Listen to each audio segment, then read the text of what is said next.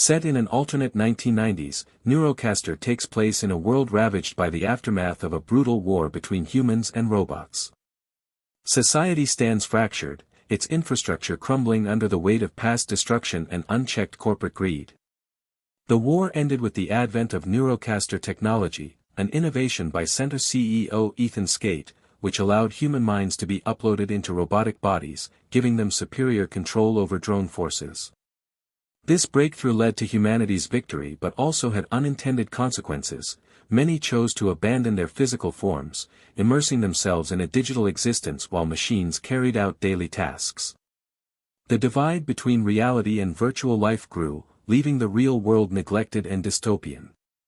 In 1994, teenager Michelle Carter struggles in a world increasingly dictated by virtual spaces. Unlike her peers, she refuses to use Neurocaster headsets for school, preferring the physical world despite its hardships. She lives under the oppressive rule of her foster father, Ted, a bitter and abusive man who took her in after a tragic car accident years earlier, an accident that reportedly claimed the lives of her parents and younger brother, Christopher. Though haunted by vague memories of her family, Michelle is resigned to the belief that she is alone. Her life takes a turn when she encounters Cosmo, a sentient robot with a striking resemblance to a character from an old cartoon show. Unlike other robots, Cosmo possesses an unusual self-awareness and free will, displaying emotions and a distinct personality. As Michelle hesitantly befriends him, Cosmo makes a startling claim: he is being controlled by Christopher, the brother she thought was dead. Desperate for answers, Michelle embarks on a dangerous journey with Cosmo to uncover the truth. Their quest takes them through the decaying remnants of civilization. Along the way, they are joined by Keats, a hardened ex-soldier who fought in the war and carries deep regret over his past. He initially views Michelle's quest as hopeless but gradually becomes her protector and mentor. And Herman, a philosophical and eccentric sentient robot, who believes that machines should have the right to their own destiny rather than being tools of humanity.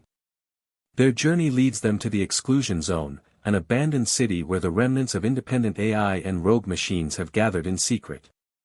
There, they encounter Mr. Peanut, an enigmatic robotic leader who seeks freedom from human control. The exclusion zone serves as a refuge for AI entities who reject Sentre's rule, but it is constantly threatened by Sentre's drone forces, led by the cold and efficient Colonel Bradbury. Within the exclusion zone, the group meets Dr. Amherst, a former Sentre scientist who once worked on Neurocaster technology. Racked with guilt over his involvement, he reveals the shocking truth. Christopher survived the accident but was found in a vegetative state. Rather than letting him die, Sentre uploaded his consciousness into the Neurocaster system, where his exceptional intellect was harnessed to refine the technology that won the war. His mind was never free, he was used as a living supercomputer, forced to innovate under constant surveillance. Colonel Bradbury leads the assault, destroying the sanctuary and slaughtering most of the exclusion zone's inhabitants. Amherst is killed, and Christopher, still trapped in the Neurocaster system, is recaptured by Sentre. Determined to save her brother, Michelle, Keats, and Herman launch an assault on Sentre's headquarters. As Mr. Peanut and the surviving exclusion zone robots wage war against Sentre's drone army, Michelle infiltrate the facility. To their surprise, Colonel Bradbury turns against Skate, disgusted by his ruthless exploitation of human and machine alike. With Bradbury's help, they reach the Neurocaster core, where Christopher's consciousness is held prisoner. Inside the virtual world, Michelle finally reunites with Christopher. He has spent years trapped in an endless stream of calculations, unable to truly live. He tells Michelle that he does not want to remain a tool for Sentre's ambitions. He pleads with her to end his suffering. Heartbroken but resolute, Michelle disconnects Christopher from the Neurocaster system, ending his life but also triggering a system-wide shutdown. Without Christopher's mind to sustain it, Sentre's entire drone network collapses, throwing the world into chaos but also freeing countless individuals who were trapped in virtual existence. Ethan Skate is arrested, his control over the world shattered.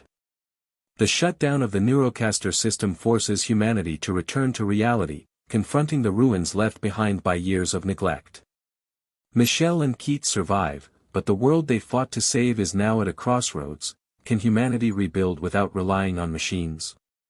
In the film's closing scene, Cosmo's body is discarded in a junkyard.